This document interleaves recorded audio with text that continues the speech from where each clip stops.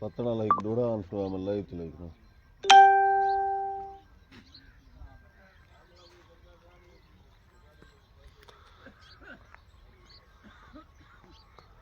بسم اللہ الرحمن الرحیم. السلام علیکم دوستو. اللہ تعالیٰ تو خوش رکھے. آصف خان، صداقت مجید، ماشاء اللہ جیو پشالہ.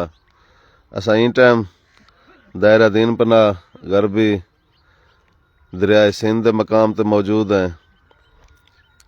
اتھے ساڈا اج دوستاں دے کٹھے شکار دا پروگرام آ. اساں مچھلی شکار تے سے اساں کے دوستاں دے کٹھے خوبصورت ماحول شیئر کر گنوں. آصف بھائی، صداقت مجید صاحب ساڈے کٹھے بھی آصف موجود ہے.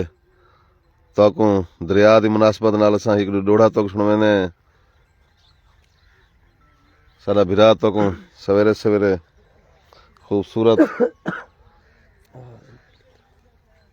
السلام علیکم آصف بھائی. وعلیکم السلام. تیری زندگی دی خیر و برکہ. جی میں آصف. سیٹ ہو جی میں آصف بھائی. تو ماحول نظارہ دکھاون دی خاطر لائف چلائی سے سونے برا. جی میں تو آصف جی میں ایک خوبصورت سونا تے پیارا ہی میں بتاڑ تے بے بوتن مارے آہا ملے درد شدید پتن تے آئی تاگ سجن دے آون